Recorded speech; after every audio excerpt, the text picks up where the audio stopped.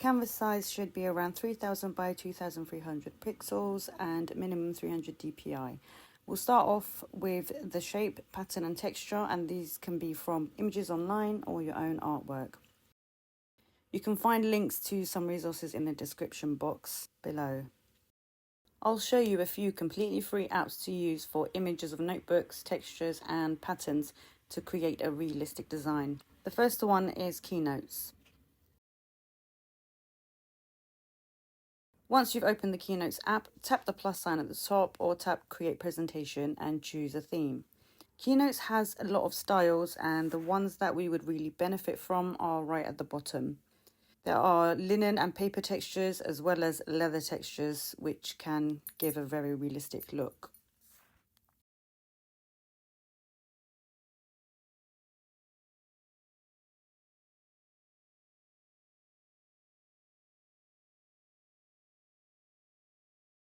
Once you've selected your design, tap and hold the first text box, then tap the second one and then select delete. Alternatively, you can tap one text box, select objects, tap the other one, finally hit done and then delete. On the left there's a plus sign, and if you tap that and scroll down you can add a blank page. I like to export these as images so I can edit them in other apps. You can change the theme and size by going to presentation options here and then presentation setup. Here you can see all the other designs available.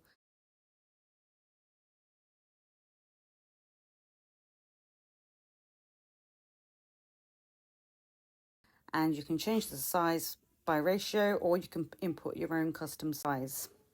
The second app is Unsplash.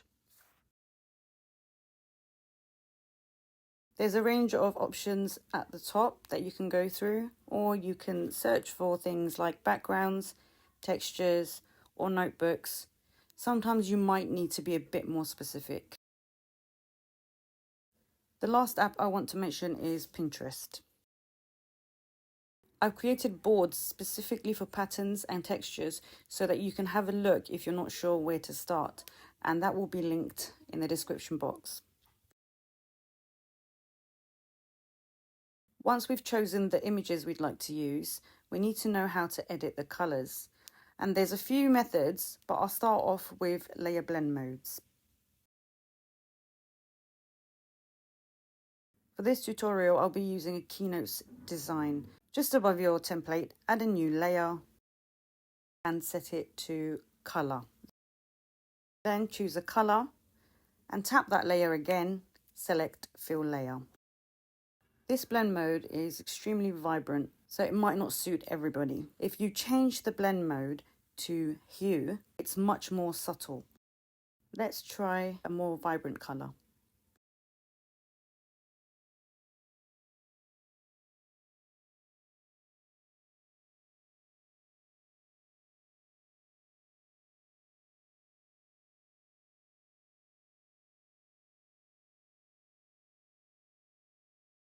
Here's what it would look like if it was much more vibrant with the color blend mode. If you find that the hue layer on its own is not vibrant enough, you can duplicate that layer, set it to a different blend mode. I usually go for soft light, but you can try other ones and play around with the opacity to choose what might look best for you.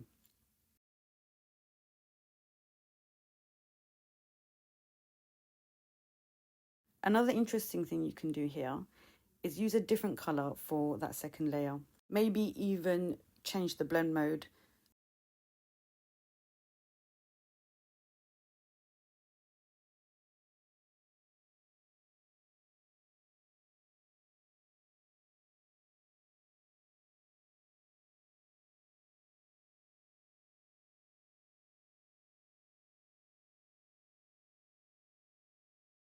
The great thing about the hue blend mode is that it doesn't affect black and white areas, whereas the color blend mode or other ones affect colors underneath quite strongly.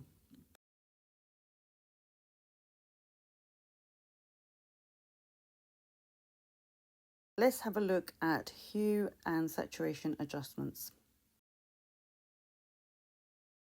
Start by tapping the magic wand. I apologize for the blur. Select hue, saturation and brightness. Turning up the saturation gives it more color. When you decrease it, it loses color. I don't usually use the brightness, but if you want to, that's also another option. Now, hue is the important part here because it doesn't affect anything else.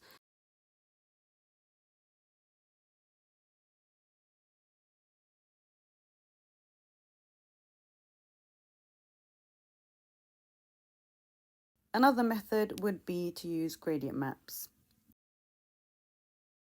Back at the magic wand, select gradient map.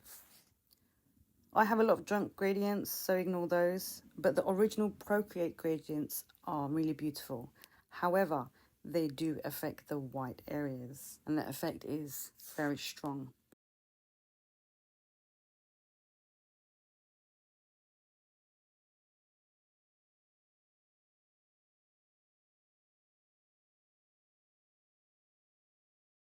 We can also create our own gradient by tapping the plus on the right. Tap on the left little square and choose a color you like. And if you don't want the white areas affected at all, you can leave the far right little square exactly where it is.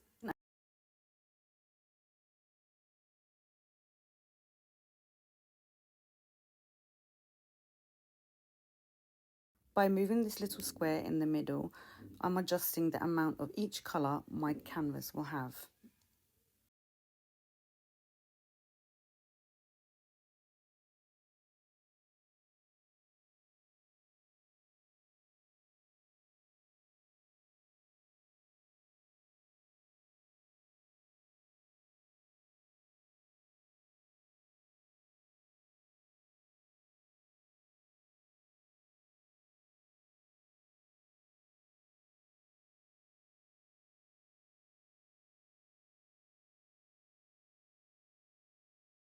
The final option would be using the selection tool, which involves using the previous features mentioned as well. Start by tapping that wonky S and select automatic. Using your Apple Pencil or finger, slide towards the right to increase the selection threshold and towards the left to decrease it. The selection tool can be a little bit tricky when trying to get the right threshold, so take your time here. With the selection tool still on, add a new layer, tap that layer and then select mask. Go back to the planner layer and go to the hue, saturation and brightness again.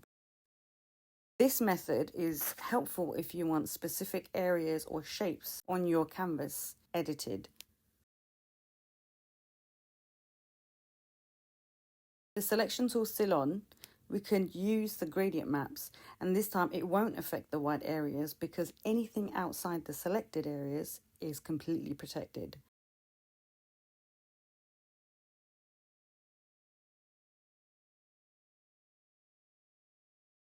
Another option is to use the curves tool. By moving the lines, you can decrease or increase the amount of texture and detail visibility. It depends on what part of that line you're moving. This is actually a very interesting and fun one, but it requires a bit of experimenting and experience.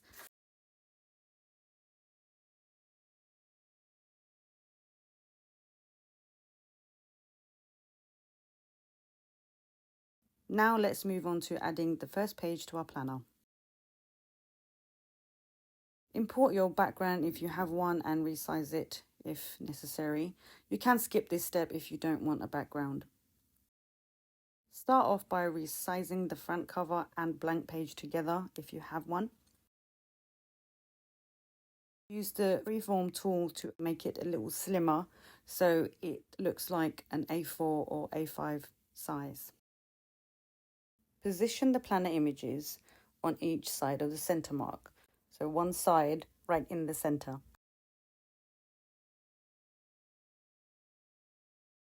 Ideally, the cover page should be on the left and the blank page on the right. Once you're ready, we'll add another blank page to the left. On the blank page layer, Using the selection tool on the rectangle setting, select that folded over area.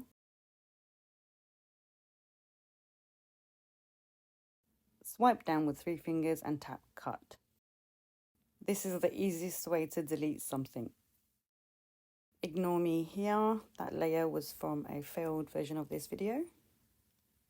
Rename this layer page 2. Tap the arrow on the top left and flip it horizontally and move it across. If you look closely, there is still a tiny gap where the images snap in place.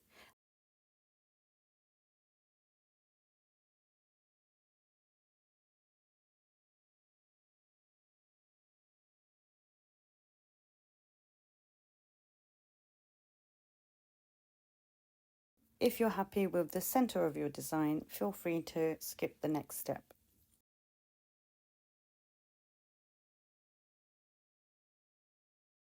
I'll now show you a couple of ways you can edit the center of your planner. So instead of erasing the shadow in the middle, we can color over it on a new layer and then create our own shadow. Of course, you'd need to erase the areas you don't need. The easy option is to add a new layer, fill that layer with the color of the page, mine is white, and then simply resize that down to fit within the frame of the planner.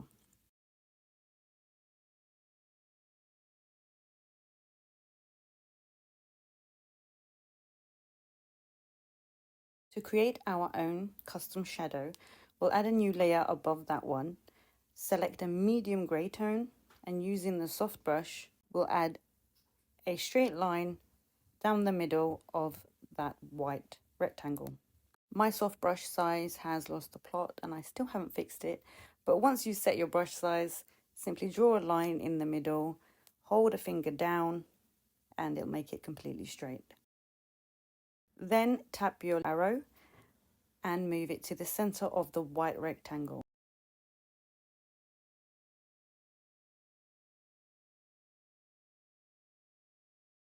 And then set that layer to clipping mask. After that, tap your magic wand, select Gaussian blur. Slide towards the right gently, blurring to about 10 to 15%. If this is too soft, you can create a slightly hard edge by erasing one side.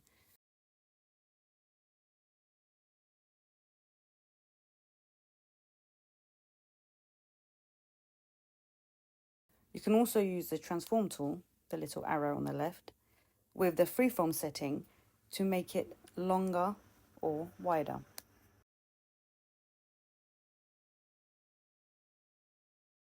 When the Gaussian blur is not good enough, we can use the soft brush as our smudge tool and blend out some areas. One of the greatest perks of digital art is that you can duplicate that exact same work and reuse it. This part isn't necessary at all. This is just to show you that you have more options to create different styles.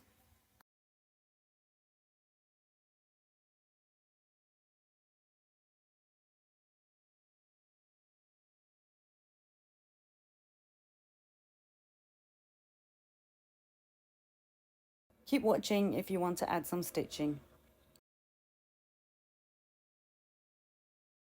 Tap on the brush icon, tap the plus sign to add a new brush, turn your spacing up to 85%, then move on to stabilization. Increase your streamline to 100% and the pressure about 55. Next, turn off any taper settings and move on to the shape. Tap Edit, select Import, and then select Source Library. We're looking for Calligraphy 1. Once you've found it, tap Done, and move your rotation slider to Follow Stroke. On Apple Pencil settings, turn everything off. Now will be the best time to rename this brush if you'd like to. This is how the preview of the brush should look. Test your new brush and choose the size you like. Once you're ready, Draw a line down the middle. Tap and hold your finger on your screen. Tap on the arrow on the top left to move that to the center. Tap on that layer once and set it to clipping mask.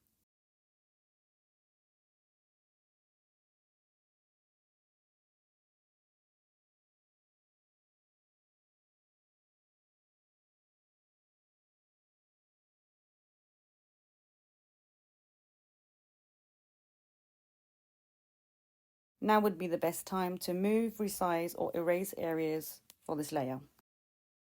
Go back to layers and duplicate that layer and then tap on the little arrow again. Tap the screen a few times to move this towards the bottom right corner slightly. We need to soften this shadow, so tap on the magic wand, select Gaussian blur, slide towards the right and stop at 3 or 4%. If this is too dark or soft for you, you can reduce the opacity of that layer. If you'd like to change the color of that stitching, tap on that layer, choose Alpha Lock, select your new color, tap on that layer again and select Fill Layer. I should have mentioned earlier that all of this should be grouped. So if you haven't done so already, do that now so we can move all of these layers together. Once you're ready, move the entire group to the center.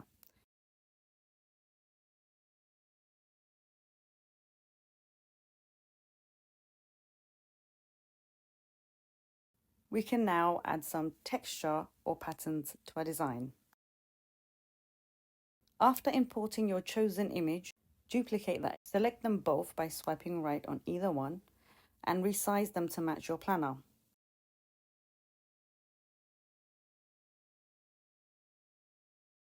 Go back to the layers, select only one of the two, move it across to the other side. If you have sharp or hard edges, you may need to edit those. For some images, the smudge tool creates a messy appearance, so we can use the eraser instead. Use a soft brush and lower the opacity if it helps.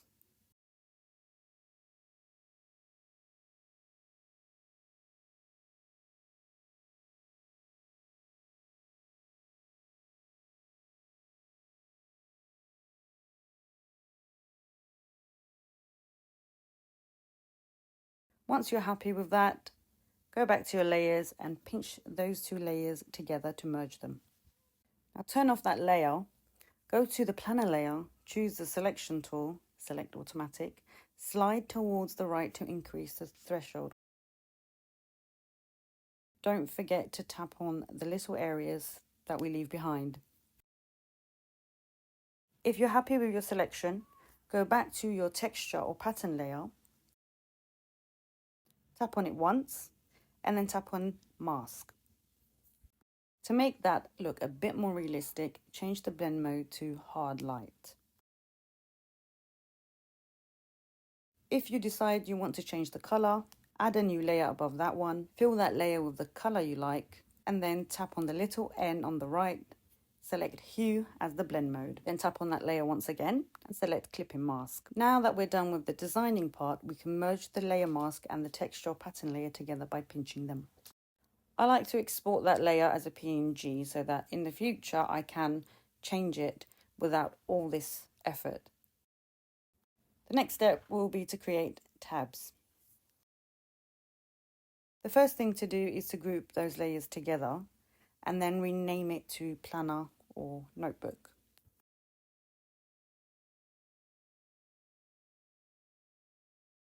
Then tap the plus sign to add a new layer. Go to the brush library, select the original Procreate monoline brush under calligraphy. Draw a straight line across and a shorter one down. Remember to hold your finger down to keep it straight. Duplicate that layer. Use the transform tool, tap flip vertically and then horizontally. Tap the arrow again to turn this off and merge those together. Now, drag your color into the rectangle. Tap the little arrow, rotate it 45 degrees twice, place it wherever you want it, duplicate that layer, select the bottom one, select alpha lock, choose a medium grey tone, fill that layer. Tap on it once more and select alpha lock to turn it off. Tap on the transform tool and tap your screen a few times to nudge it into place. Tap the magic wand, select Gaussian blur, slide until you get to 5% maximum. Set this shadow layer to linear burn or multiply. Group those layers together by swiping right on either one. Then rename that to tab 1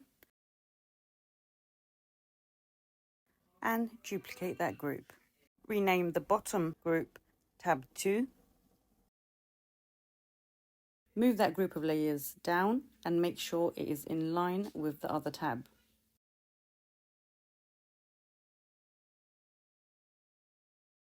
If your shadows overlap like this, go to the shadow layer using the soft brush as your eraser and erase only overlapping areas. Use minimal pressure for this step. Go back to your layers, select the top one of the tab 2 group, choose a new color and drag that color onto your tab. Now we just need to repeat the process of duplicating that group, renaming it, moving it in line with the others, and finally dragging and dropping colors. We do this until we have as many as we need.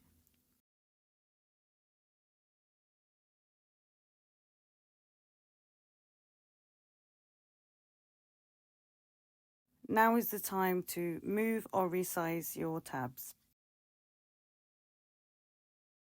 Final thing to do on Procreate is to export our planner as single PNG images for each layer group or all together as one image.